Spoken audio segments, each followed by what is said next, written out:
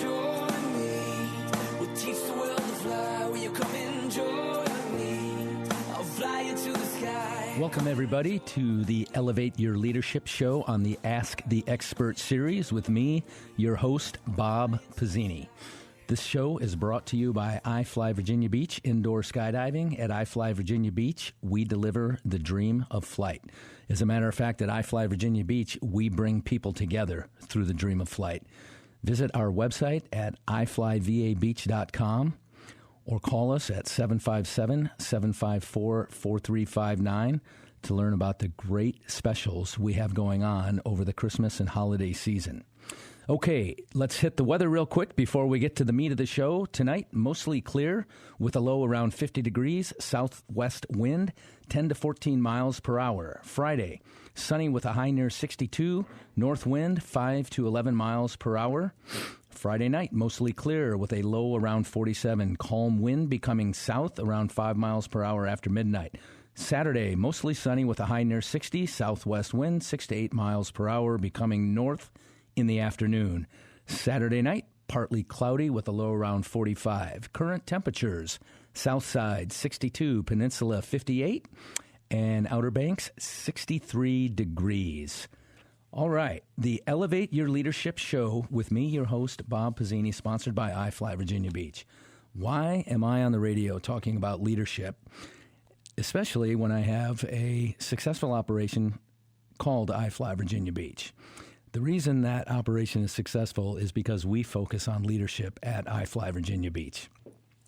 And in tonight's show, I'm going to talk about one of the things that is top of mind and one of the things that we pay a lot of attention to at iFly, and that is what I call verses in leadership. So we're going to go over 6 specific verses: performance versus management, voice versus vote, leadership versus management, performance versus behavior, rather. So we're going to dive deep on all of those things. But first, I want to talk a little bit about our leadership development and team building offerings at iFly Virginia Beach. You know, leadership is a perishable skill. It doesn't matter what organization you lead. If you don't practice and hone and advance your leadership skills on a regular basis, they will attrite. Just like an athlete trains, just like a musician rehearses, leaders must maintain their skills. At iFly Virginia Beach, we developed 2 specific offerings to develop and advance your ability to lead. One of the offerings is an in-house event. It's an 8-hour facilitated leadership discussion facilitated by yours truly. And we talk about all things leadership. We look at the challenges you face. We discuss success. We discuss failure. We discuss hard lessons learned. We also go through the crucible of the flight experience. We experience team building in the flight chamber. And having worked with corporations for 7 years in this venue, we have seen the success and the team cohesion that results from this experience.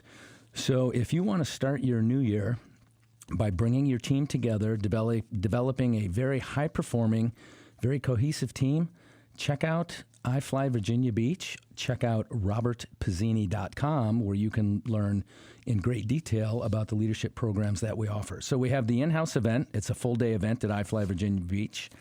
The next one will be on January 19th.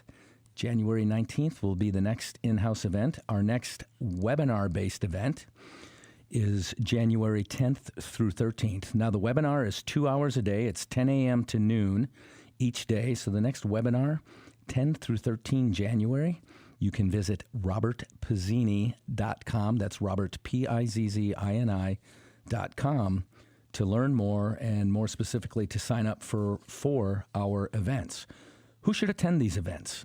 Owners and executives, directors, mid-level managers, operations leaders, human resource professionals, supervisors, high-potential team members, anyone seeking promotion or a new position, or anyone seeking personal and professional growth. And we've had client after client that fit all of these categories, and they have all been very satisfied, and in many cases have come back and told us about the success in their careers based on what they learned and what they've applied through Elevate Your Leadership.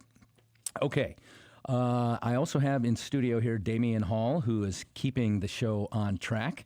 And Damien will let me know when we have callers come in. By the way, this is a live show. We are taking callers. I should have mentioned that earlier. You can call us at 627-7979. And once again, this is the Elevate Your Leadership show on the Ask the Expert series, coming to you from AM 790 WNIS. Okay, let's get to a little content. And the first thing I want to talk about in what I call verses in leadership. By the way, I came up with verses in leadership because these are things that throughout my military career, 26 years in Navy Special Operations, and now 11, almost 12 years in the private sector. These 6 things I'm about to discuss, I encounter almost every day in some capacity. Leaders encounter these 6, what I call verses in leadership, just about every single day.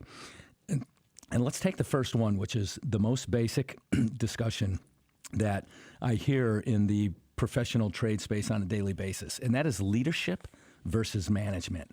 What is leadership and what is management? If you listen to my last show with Marty Strong, he talked about leadership with a capital L or leadership with a small L. Yep. All right, had to mute for a cough there. But leadership is distinctly different from management. The process of management is programs, it's budgets, it's managing things that are already predetermined. How somebody performs in the workplace is not necessarily predetermined. So getting the best performance out of people in the workplace is more a function of leadership. Making decisions that tend to be bold and have some risk associated with them are components of leadership. Management reduces risk. Management minimizes risk. Management takes action on decisions that have already been made. People want to be led. People don't want to be managed, and they certainly don't want to be micromanaged.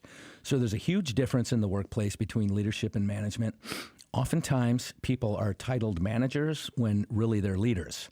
And, the C-suite or other positions within an organization, I think, bring out great examples. Even in my own organization, I have 6 people on what I refer to as the management team, but really it's 6 people on the leadership team. So I have a general manager, I have a sales and marketing manager, I have a program manager, but really these are leaders within my organization. They have people that report to them, and that's another way to define a leader. If you are responsible for anybody other than yourself in the workplace, you are in a leadership position. And leading people is a technical skill that's completely different from being a great welder or a great audio technician like we have here with Damien, or the medical field. Pick your trade space or your field. But when you are responsible for the performance of others, you are in a leadership position, and that requires training, and that requires a skill set that is distinctly different from technical skill sets or the components and the aspects of managing or of management. So leadership versus management, that's kind of one of my first verses in leadership. Once again, if you want to contribute to this discussion, you can call us at 627-7979. This is the Elevate Your Leadership show on the Ask the Expert series, coming to you from AM 790 WNIS. We're going to take a quick break, and we will be right back.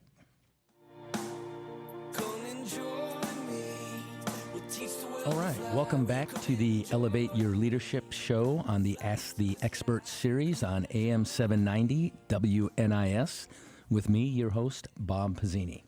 The show is brought to you by iFly Virginia Beach Indoor Skydiving. At iFly Virginia Beach, we bring people together through the dream of flight.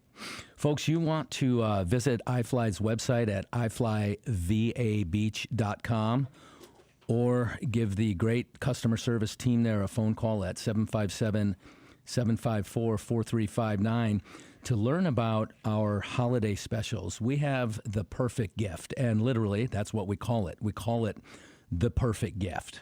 And this is a perfect gift for a lot of reasons. When you give the gift of flight, you are giving your family members, you're giving your loved ones a lifetime experience. You're giving them a memory. You're going to participate in that experience with them. You will be part of that memory. You will get photos and videos with your flight, and And I hear it time and time again. People will talk about this experience nonstop. So give your family the gift of flight.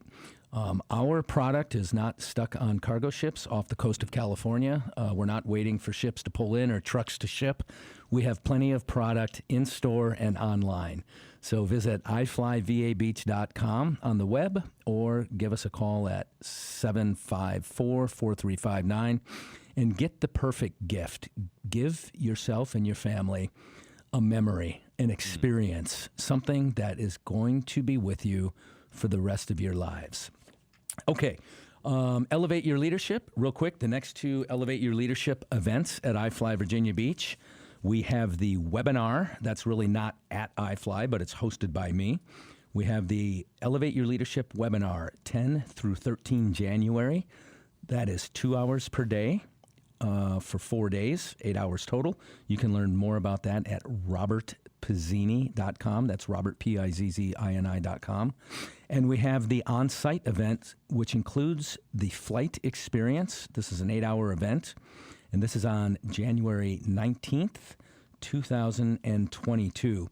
You know, previous clients for our live events, they include the Young Professionals Organization, Project Management Institute, various units and organizations from Langley Air Force Base. We've had Built Smart, which is a construction company. We've had Quantum IT. We've had Town Bank. We've had Dollar Bank. We've had Atlantic Union Bank. Just various clients from the local community and from outside the local community. So check us out, robertpizzini.com, Elevate Your Leadership. 19 January is our next live event, which includes the flight experience. Okay, we're going to jump back into verses in leadership, the 6 verses that I think leaders encounter every single day. We talked about leadership versus management. Very interesting topic. Once again, this is a live show. You can call in 627-7979. The next verse, or my next verse in leadership, is performance versus behavior. And this is one that I've been on all sides of as a junior enlisted sailor and then as a new business owner and a new executive in the business sector. But quite simply, as a leader, you want people to perform at a very high level, but you also want them to behave at a very high level. So let's kind of define performance and define behavior just to get all things calibrated. Without looking at a dictionary, performance is the manner in which people on your team perform their specific job task, and ideally they have high performance, which is good for return on investment. Behavior, on the other hand, is moral and ethical character. Behavior is everybody's willingness to show up every day with a great attitude and do a great job. It's really quite simple. So ideally, you have high performance and high behavior. And when that happens, what do? You give that person more work. People who are high performing and high behaving, they thrive on just that. They thrive on doing a great job in the workplace. They thrive on being recognized as expert or very good at what they do. They thrive on making a contribution to the mission of the organization, a recognized contribution to the organization. And they also thrive on working for an organization that they can be proud of. So when you have high performance and high behavior, give that person more to do, but also, keep them on task and keep them on your team. The important thing there is a high-performing, high-behaving person you want to keep on your team. Okay, let's look at the opposite of that. Low performance, low behavior. That one's also very easy. You're gone. How did a low-performing, low-behaving person get on the team to begin with? Go to your HR department and review your hiring processes. So high performance, high behavior, easy. Low performance, low behavior, easy. Where it becomes difficult for leaders is when you have a high-performing, low-behaving individual or a low-performing, high-behaving individual. So let's take a second and take those apart. Let's look at the high-performing, low-behaving individual. High performance is good for ROI. High performance is what we seek out of our employees first and foremost. High performance with low behavior, however, can be a real problem in the workplace. Low behavior, again, what's behavior? Moral and ethical character. Low behavior in the workplace is a poison. It's a cancer. and it'll spread. And as soon as you recognize low behavior in the workplace, it is your job as the leader to address it. And for me, based on my experience, there's only one way to address low behavior in the workplace. See you later. You got to go. That low behavior, as I said, is contagious. Now, we can try and train or retrain that behavior, but at this point, with young adults, with mid-career people, they have developed those traits since early adulthood. And it's very hard to train moral and ethical character at that point. And again, it's detrimental to the organization. So for me, based on my experience, 26 years in the military, 11 years in the private sector, when you have high performance, which can be blinding, and low behavior, you got to go. Simple. Okay, and then the opposite of that, what happens when you have low performance but high behavior? Well, in many organizations, we hire for behavior. We'll train performance, but we're hiring for moral and ethical character. Once again, we're looking for people who want to show up every day with a great attitude and do a great job and be a good teammate. Like we say in the Navy, shipmate, self. The mission of the organization comes first. The wellness and the well-being of my teammates is next, and then self-interest is after that. There's nothing wrong with self-interest, but it becomes after your consideration for the good of the organization and the good of your teammates. So, low performance, high behavior. If you have a high-behaving individual, it is worth your time to try and retrain that person, bring their skill level up to the expected level of performance, or reassign or reduce the expectation. Again, moral and ethical character is harder and harder to find these days. I hate to say that. There's plenty of wonderful people out there in the workforce, and you want to have an organization that attracts and retains those wonderful people. Okay, we got about... Yeah, and I got a question for you. We've got about a couple minutes before our Fox News break. We do have open phone lines, so if anybody has a question or a comment, they can join the show, 627-7979.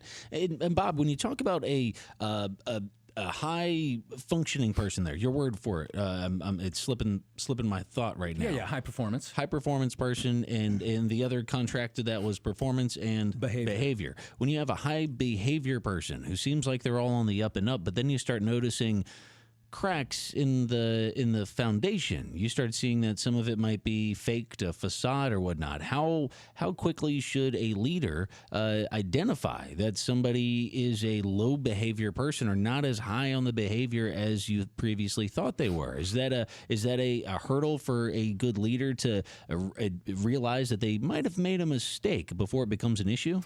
So typically what will happen is your management level people or teammates of this low-behaving individual, they're the first ones to notice it. Mm-hmm. And they're going to bring it to the attention of leadership. Now, it depends how many levels there are in the organization, but ultimately it's going to get to the level where a leader has to make a decision.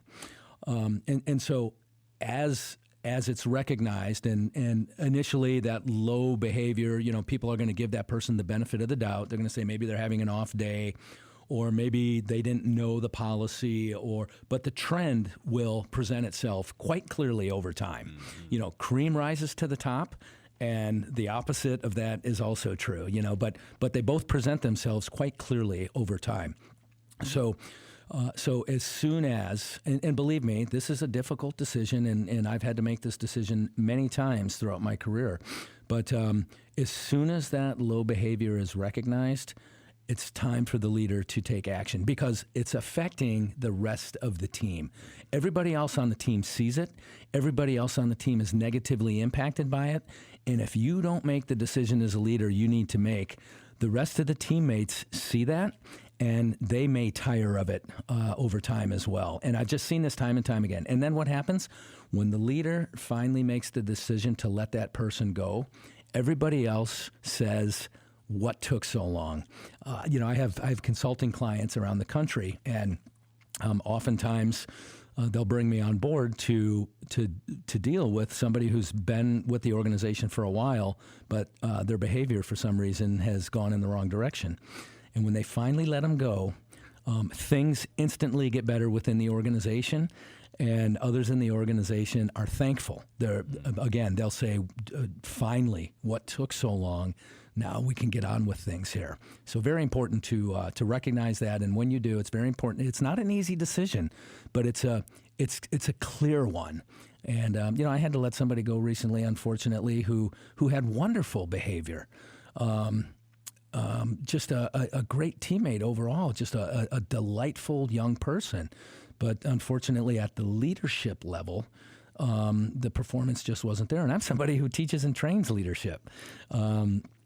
But the performance just wasn't there, unfortunately. And we tried. We worked with this individual to try and really get it. But ultimately, there were other things in this person's life that needed attention as well, needed more attention from this person. And so I think it was a win-win that this person has moved on. So, okay, we're coming up against the break. Once again, this is a call-in. This is a live show. You can reach us at 627-7979.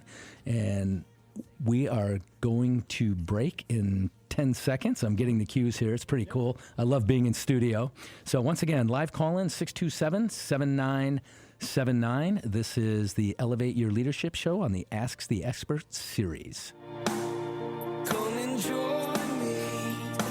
All right, welcome back, everybody, to the Elevate Your Leadership Show on the Ask the Expert series with me, your host, Bob Pizzini. We have Randall from Norfolk on the line. I'm going to get to Randall in just a second, but I want to real quick remind everybody of our phone number, 627-7979. And this show is brought to you by iFly Virginia Beach Indoor Skydiving. Randall, how are you tonight? Good. I appreciate you letting me talk to y'all. Yeah, that's great. What's on your mind, Randall? I work in the construction field. I'm a foreman, and I'm just like the speaker's talking about. I'm high productive, and I'm upbeat, got a good personality, and I try to stay upbeat all the time. But yeah, high performance, high behavior. Cool. And I got a team member that is a foreman also, but yet it's eating away at me. I'm seeing him. He shows up to work and he's there, but he's not producing. He's not performing or trying to do more, and he ends up putting stuff off, and I end up having to pick up the slack. Gotcha. And it keeps eating away at me and my other crew members because we're having to pick up all the stuff that he's not wanting to do. And I'm trying, and our supervisor sees it, but nothing's being done. Gotcha. Okay, anything else? No, it's just I'm trying to see where I can go to maybe help steer him into he's new to being a foreman, I guess. So okay. I'm trying not to put too much on him like that. Yeah. That stigmatism of not doing the work. Sure. But I want to try to help him steer and get him in more productive. Well, that's good. The fact that you want to help them demonstrates that you are a leader or you have leadership tendencies, and that's awesome. So the first thing I would suggest here is that you have this discussion with him directly if you haven't already. He's a peer, the way I understand you described it. So he's he doesn't work for you. You don't work for him. He's a foreman. You're a foreman. So you can approach him kind of peer to peer. And you can say, hey, you and I have the same level of responsibility here, but it seems like, you're not carrying out your level of responsibility kind of the same way we are. Let's discuss that. So first I would recommend go to him directly, just man to man in this case, and just have that direct discussion, respectful. We don't criticize the individual. We talk about the subject matter at hand. And we'd be respectful and direct. And, I would say 90% of the time that works. Most often, whoever you go to, they're going to say, oh, man, I didn't know that. Oh, thanks. Or, hey, can you help me with that? Now, but 10% of the time, the approach is, hey, mind your own business. I know what I'm doing. And if that's the case, then you might have to engage a higher level within the organization and just simply say, hey, I think we need some leadership development, and if we're going to prioritize it, maybe it should start with this particular individual. But we can always use leadership development on an open and continuous basis. So, Randall, I hope that helped you. Are you still there? Yes, I'm still here. Okay, all right. Did I provide you anything you can run with? Yeah, definitely talking to him and just laying out there and just try to point him. Yeah, you did help me. I can definitely see going up and talking to him and see where we can go from there. Yeah, that's it. Hopefully we can help each other out. That's it. That's exactly it. Rising tide raises all boats. Shipmate self. And Randall, thanks a lot for the call. We're going to go to John. John in Virginia Beach. How are you tonight, John? Hey, how are you? Thanks for taking my call. You bet. Got a question, and this is my wife's situation. She works for a very well-known medical practice, and her boss, the leader, she's been there 20 years. The place is kind of falling apart because the matriarch retired many years ago. Uh-huh. So the guy who took over is what you would say horrible leader. And it happens in those family-run businesses all the time. And the example I want to give you, and I want you to give me how should she approach him, but he refuses to have a staff meeting because he doesn't like conflict. Okay. So how should she go and pretty much say, you're an idiot and a lousy boss? Why don't you want to have you get nowhere without having a staff meeting with your employees? And like I said, it's a high volume medical practice, very well known, etc. Okay, so first I would say that, if she is having these thoughts and these feelings, these experiences that are negative, others in the workplace are probably having similar thoughts and feelings and experiences. So I think that the approach here is, hey, there's a cultural component within this organization that affects everybody that is less than desirable, and that needs to be brought to this leader's attention. Again, I've had people come to me very similar. Hey, Bob, hey, boss, you're not paying attention to this, and we need you to pay attention to this. And my response is, got it. I was on. That was a blind spot for me. Thanks for pointing that out. But that's where I am in my leadership journey and where I am in trust and confidence with everybody on my team. So, in this one, John, it sounds like there could be some trust issues, which are challenges. But I would say a consensus of the people in the organization should approach the leader and say, for the good of the organization, again, it's nobody's personal endeavor. People aren't trying to advance their personal lot within the organization. They're trying to make a positive contribution to the good of the organization.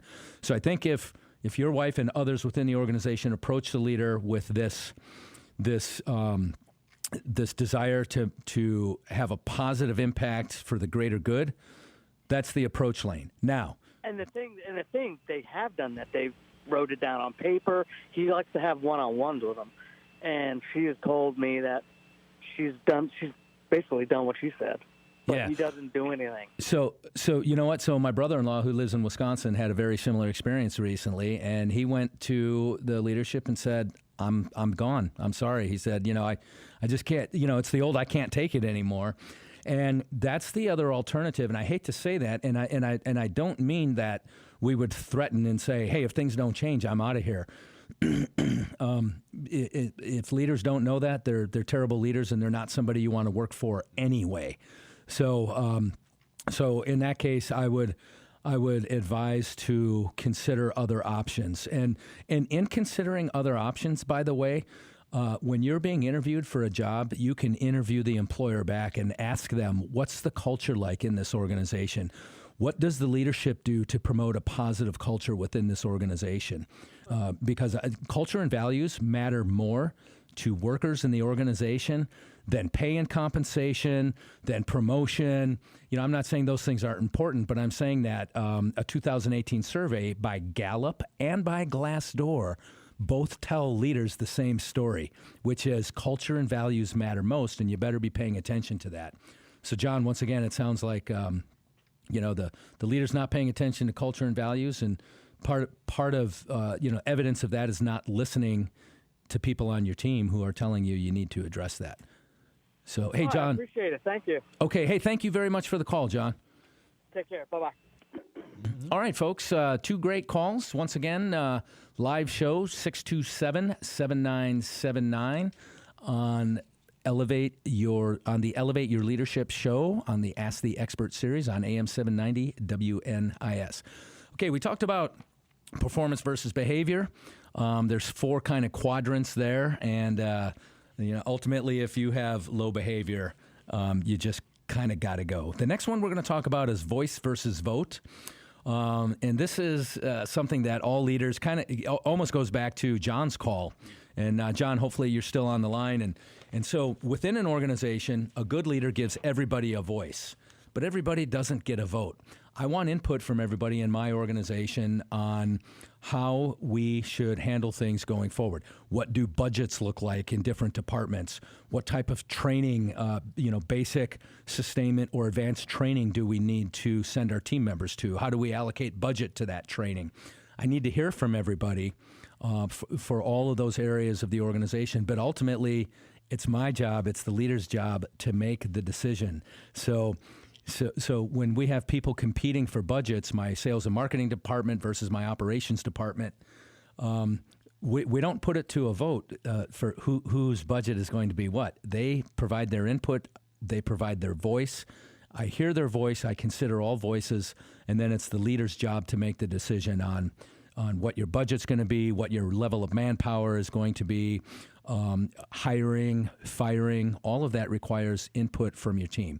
So everybody has a voice. And I will tell you from experience, once again, the newest person on the team, make sure you hear their voice just as often and just as loudly and clearly as you hear anybody else's voice, because that newest person on the team, they're bringing diversity. They're bringing their previous experiences into your organization. And they're going to see things and they're going to think things that ultimately are going to bring value to your organization. So everybody has a voice, and you have to have forums and venues for people's voice to be heard. So, there's the suggestion box that some people have. I'm not a big fan of a suggestion box, especially one where it's an anonymous suggestion box. I want to hear from people directly. If you want to take the time to write it down on paper, just come and tell me, or just tell your supervisor. Or if you want it to be anonymous, we can do that too. But in my way of thinking and in my world of leadership, and in my personal brand, if I'm not willing to put my name on it, then it's not going out there.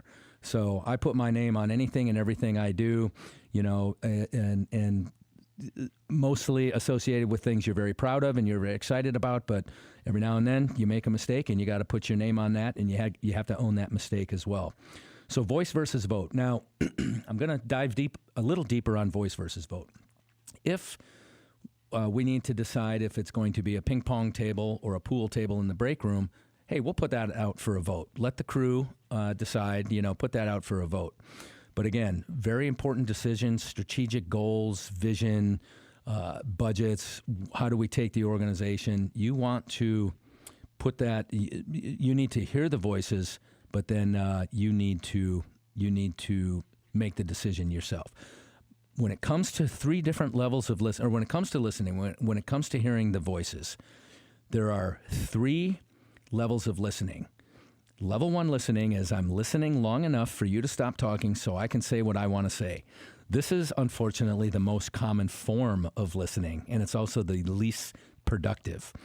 So level 1, stay away from that. Level 2 listening is empathetic listening. It's me letting you speak for as long as you need to speak to communicate whatever it is you want to communicate. And again, from a leadership perspective, when you let people talk, oftentimes they will resolve the issue just by having the ability to speak with you about it. So level 2 listening is empathetic listening. You're really listening to them. You're in there with them. You're next to them, so to speak. Empathy, right? Pathy. So M, to be with, pathy, to feel, right? So I'm with you. I feel with you in my listening, as opposed to apathy, A, without. So without feeling, right? So you don't want to do that. So level 1 is listening just long enough for you to stop talking so I can talk. Level 2, empathetic listening, to be with the person speaking and let them speak as long as they need to. And then level 3 is level 2 with the observation of body language. Do their movements agree with what it is they're saying? And again, as a leader, if you practice this, and I practice this almost every single day, it's really amazing how much more clearly you can lead, how the fog of the situation almost lifts immediately if you listen that attentively. Okay, real quick, we're talking about leadership, and Elevate Your Leadership is one of the experiences that we offer at iFly Virginia Beach. Our next live event, our next in-house event at iFly Virginia Beach, the Elevate Your Leadership Adventure is what we call it, because it really is an adventure, is 19 January. This is from 8 a.m. to 5 p.m. It includes a flight experience. It includes a really nutritious and energizing lunch. And it includes great discussion with your peers, a peer group, a group of executives, a group of high-performing individuals, business owners, managers, vice presidents, etc. Okay, so we talked about voice versus vote. We talked about the different levels of listening within that, and within the different levels of listening, we talked about the different levels of apathy, empathy, and we didn't really mention sympathy. But being a sympathetic listener has its applications as well. Okay, we are going to take a quick break. We'll be right back. Come and join me. We'll teach the world to fly. Will you come and join me? I'll fly you to the sky. All right, everybody, welcome back to the Elevate Your Leadership Show on the Ask the Expert series with me, your host, Bob Pizzini, coming to you from AM 790 WNIS. We had a couple of great calls so far. I want to give everybody the phone number once again, 627-7979. Call with challenges you're facing in the workplace, or call and share some experiences, successful outcomes. We want to know your success, your failure, and ultimately we want to help others be successful in the workplace.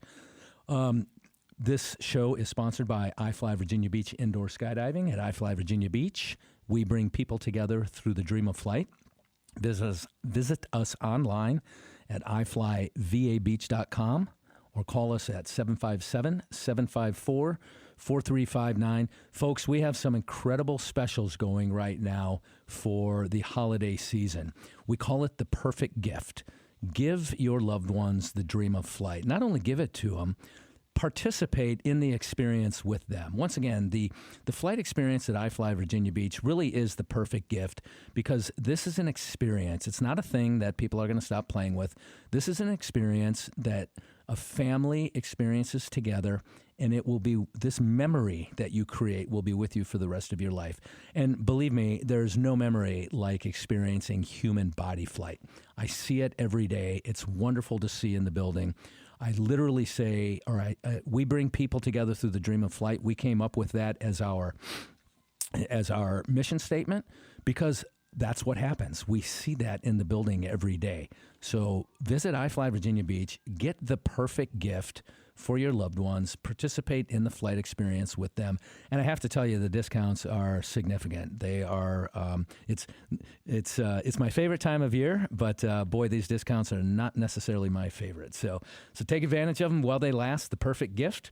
We have plenty of inventory in store on the shelves. Nothing stuck off the coast of California. Okay, this is the Elevate Your Leadership podcast in an iFly Virginia Beach. We develop leaders and we build teams. We do that through the flight experience primarily, but I also coach and consult and speak publicly. And if you want to learn more about that, visit robertpizzini.com. That's Robert, Pizzini.com.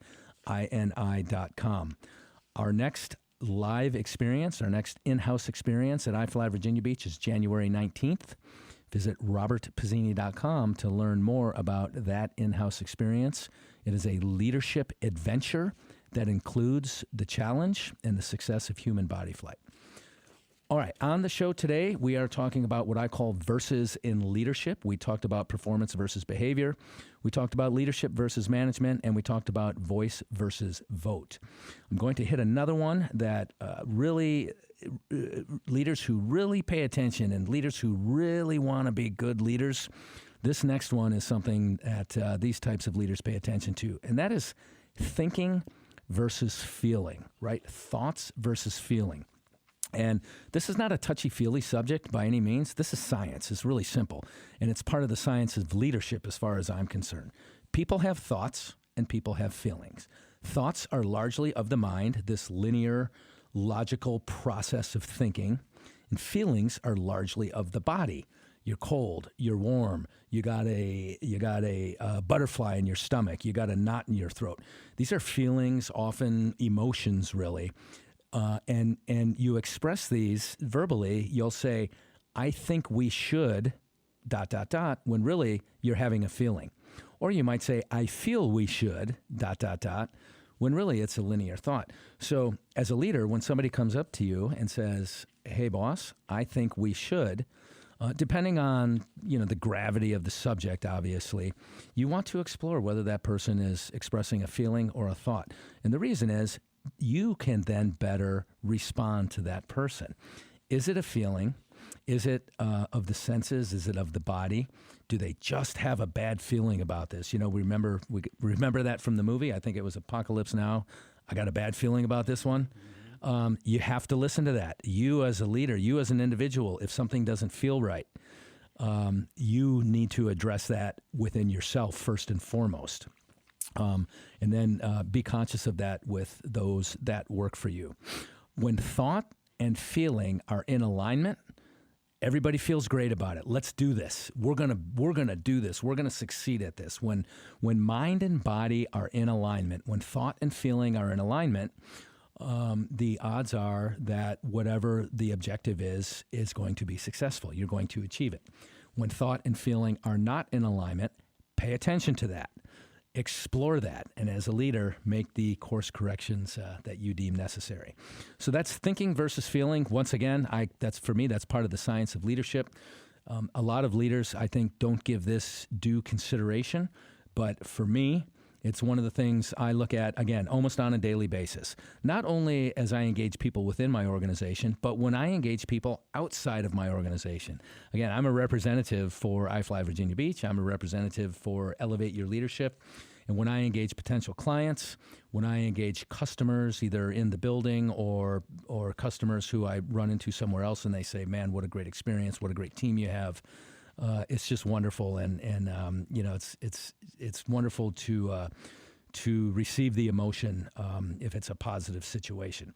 All right, we've got a couple more to go. I don't think we're going to get to them all, but I'm going to hit risk versus reward real quick. And this is a whole nother kind of topic that really goes beyond just fitting within my verses in leadership. But risk versus reward, right? It's a leader's job to assess risk and to take risk. And when we talked about leadership versus management, a manager manages risk and reduces risk. So leaders assess risk, and then leaders accept risk, and they move out. And that's based on the potential reward. So going back to kind of the matrix view, if it is a high risk, high reward situation, we'll give very serious consideration to doing it or to executing. If it's low risk, low reward, maybe not, right? Low risk, okay, that's great. But low reward, why are we even doing it? High risk, low reward, forget it. Why bother with that? And again, the tricky one is, what if it is a high risk, high reward scenario, or and then if you have a high reward, I'm sorry, my mouth is not operating on all cylinders here. We got about a minute left. But if it is a high reward, low risk situation, then why wouldn't you do it? Jump into that and make that happen. So risk versus reward. All right, so we've hit performance versus behavior, leadership versus management, voice versus vote, risk versus reward. And as we wind up here, I want to remind everybody that the next Elevate Your Leadership live event at iFly Virginia Beach is January 19th. Start your year off with energy. Start your year off with clarity. Start your year off developing and leading a high-performing team. And you can do that by contacting us at iFly Virginia Beach and learning more about Elevate Your Leadership. Thank you, folks. Damien, thanks for running a great show. It's a pleasure to come here and do this every month, and I look forward to hearing from everybody. Have a great evening. The preceding program is sponsored and paid for by iFly Virginia Beach, who's entirely responsible for its content.